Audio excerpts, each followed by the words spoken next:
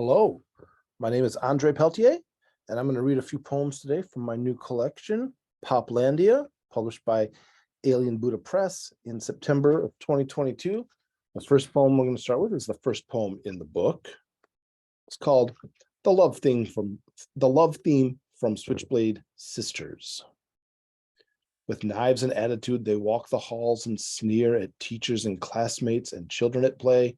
With empty eyes in vacant sockets, they fill the midnight screens. My popcorn fingers slip through condensation on my coke as they sit in police station Satori, Lace and Maggie patching crabs, manifestations of anger. The girls, with their shock therapy and their Frankenstein bolts, they raised wrath upon the streets of LA and the streets of the world. Everybody's got to be in a gang, they sang, and the bells of the Basilica of St. Cecilia rang over the Tarn and through the land of Toulouse-Lautrec. With knives and attitude, they faced down Vietnam, Civil War, Watergate, America, and saw the headlights of the 1,000 Fleetwoods, the land of 1,000 dances. Never did Lace and Maggie salute the galaxy. Patching crabs never stood hand on heart for the electrostatic hum of the Big Bang. Lock up your songs, mothers. The Jezebels are coming for us all, ha. Get to Fallout Shelter Security. The Jezebels are coming to take us away, ha. And the lecherous warden sits in silence, aloof and alone. The Jezebels rebrand and rewrite their Dadaist daydreams as rational mathematics. In the balcony of night, we sit alone in Iolite Satori.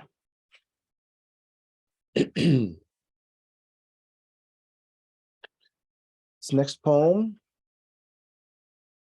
is called it's called Miyagi's Wisdom and the Lunch Table Debates. It starts with an epigraph. If do right, no can defense. When Danielson flew, he caught Johnny in the jaw. When Danielson flew, he left with the All Valley under 18 karate tournament trophy. Johnny could no defense. Johnny learned second place was no place. Johnny's glory days behind him.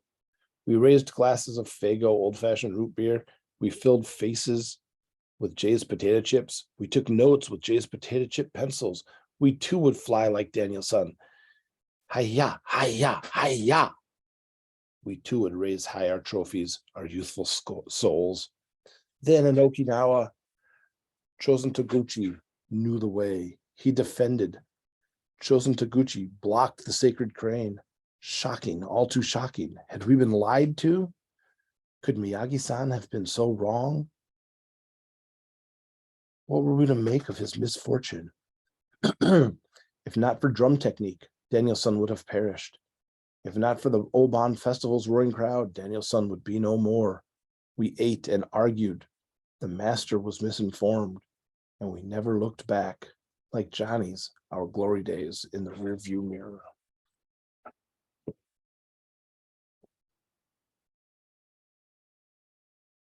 This next poem was originally published in the Daily Drunk, and it was for a call for poems dealing with sandworms from Dune, imagining them as having a side hustle. So this is about a sandworm from Dune and its side hustle. Uber through the sands of Arrakis. I check my messages and see I have another fare. This Uber side hustle is rough, but it pays the child support.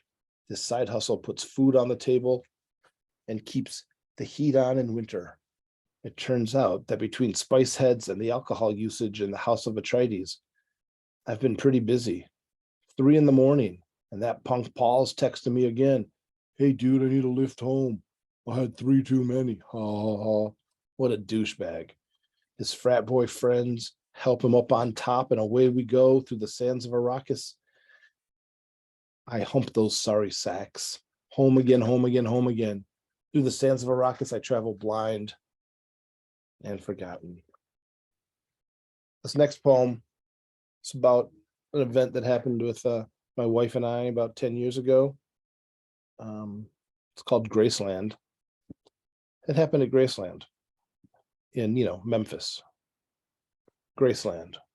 South from Dongola, we drove through the sunset and fireworks to the dawn of rock and roll. North from Tupelo, he rode in on the wings of angels while seraphim sang, "Son, that girl you're fooling with, she ain't no good for you." Memphis at dawn, crossing the river and crossing the line.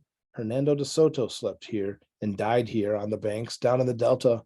De Soto, Castilian giant of a man, died and was buried among the reeds and the crocodiles. Memphis, too, has buried kings. North from Tupelo, he took care of business. We wandered the ground, saw the gaudy Christmas tree. In the maize and blue television room, we toured the Lisa Marie in the racquetball court. We passed the bar to get to the racquetball court. In the garden, a young woman wept at his grave. Elvis was long dead by the time she was born, but she wept. Perhaps she listened to his records with her grandfather. Blue Moon of Kentucky, Brown-Eyed Handsome Man, Blue Suede Shoes. Perhaps they listened while she sat on his lap. He smoked his cigarettes and bobbed his head while she stared into his eyes and loved him.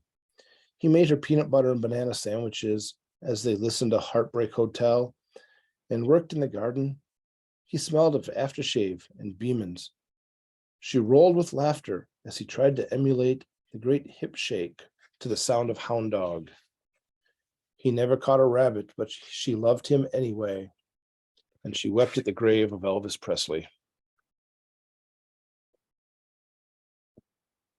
This next one's called Ishiro Honda, To the Edge of Panic. Ishiro Honda, as you know, is the man who directed a bunch of the original Godzilla films. It occurred to me that we need a poem about Godzilla. It occurred to me that all poems would be improved by the inclusion of Godzilla. Shall I compare thee to a summer's day? Thou art more lovely and more Godzilla. See, I celebrate myself and sing myself, and what I assume, you shall assume, for every atom belonging to me is good belongs to Godzilla. Godzilla is the cruelest month. On and on it goes. Choose a poem from your Intro to Poetry anthology. Dial up a poem on poetry.org. Go to open mic poetry nights or listen to slams in coffee houses. Find a poem that won't be improved by adding Godzilla. It can't be done.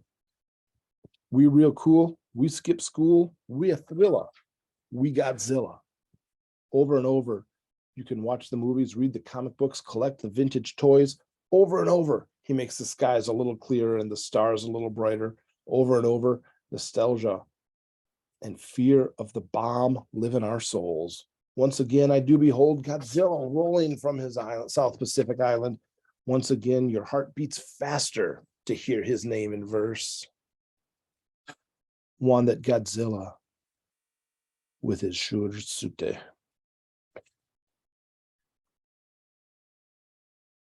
Got one more from my book that I'm going to do. This one's called Yub Nub, Motherfuckers. The 1983 Sears Wish Book arrived before Thanksgiving. We pored over those pages, afternoons after school. Attempting to assist my parents, I circled the items I needed most. Every item in the entire toy section. Castle Grayskull, the USS Flag, BA's sweet windowless black van with the red stripe. Always at the ready with their rifles and their improvisations. Hannibal loved it when a plan came together. I would have settled for the Smurf Magic Talk playset with strawberry shortcakes, berry bake shop. But the Star Wars section was the section of true glory. TIE fighters, X-Wings, snow speeders, the Jawa's land sandcrawler. I wanted them all, yet the Ewok Village action playset was the real prize. If only I'd been more specific in my circling. If only I'd been clear with my parents. If only I'd said, this is what I want. Fuck all that other shit. The Ewok Village is my holy fucking grail. I want to live in the trees like Wicket, Tebow, and Logray. I want to drop boulders on Imperial AT-ST walkers. I want to destroy the backdoor entrance to the shield generator bunker. I want to soar on a sky glider like Princess Kanisa. to defend the dreaded Gorax. I want the Star Wars Ewok village, god damn it. Then maybe, just maybe, those ancient youthful days would have been as golden as the Ewok's android god. Then maybe, just maybe, I could have raised my head to the heavens and shouted, "Yub nub, motherfuckers, yub nub." I'm gonna do one more poem for you real quick. Let's do I guess one more. We've got a little time.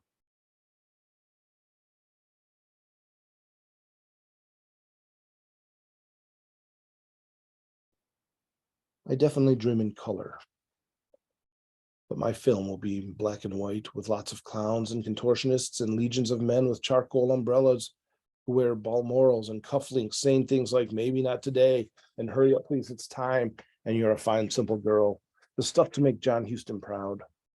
Rainy and dark like those late night films glowing through narrow late night windows on late night television sets after cigarettes and martinis and masks have vanished, lost and gone.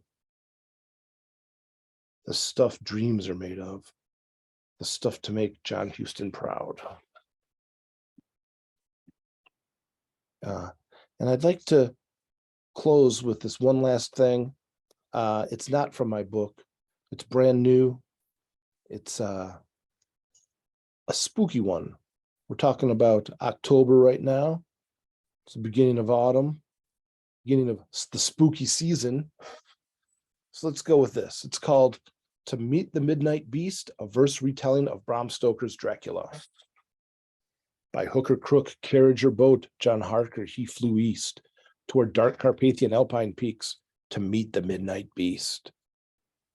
He left his love behind in York. She swooned to see him go, but soon poor Mina's moonlight saw through Whitby's misty glow. In Transylvanian forest wood, where nighttime's children sing, the shadows live and stalk the land to praise their midnight king. He rises with the setting sun, from catacombs departs, to feed his brides, the dreadful three, upon the living hearts. And England Mina waits for love, and waits with Lucy true. When Lucy meets that awful thing, she'll wake from death anew. The ship of ghosts she flies with death, to herald coming doom. She lands with coffins in her hold, she lands with ghastly gloom. Through Whitby streets he stalks his prey, fair Lucy. She invites him in. She follows him to Carfax lair and to his den of sin. As Jonathan attempts return in Budapest to sleep, he races now against the clock to liberate love so deep. And now the hunter dost arrive with cross and wooden stake. And now Van Helsing prays to God, whom Count of Fangs forsake. Harker's passage booked and bound up England's eastern shore, where Seward Morris homeward fought to save she they adore. As from the veins they pumped in vain, and Lucy died and rose, so too the Garlic Mina war, so too the love-struck bows. Oh, when with Sterna rode the winds and feasted on her kill, no clouds would part, no birds would sing, no creature living still. In Seward's cells they planned the hunt to Piccadilly Lane, and south to Mayfair, tracked the beast as Renfield went insane. The midnight fiend with box of earth fled homeward on the waves, but on his heels the stout of heart for Mina's soul to save. They overtook him on the road and took his fearful head. With Mina freed, the midnight beast turned ash, forever dead. There you go. That's To Meet the Midnight Beast, a verse retelling of Bram Stoker's Dracula. Happy Halloween. Have a good afternoon or evening or morning. I'm going to go have a good afternoon. Thank you for watching and listening. Don't forget, Poplandia. Poplandia. Have fun.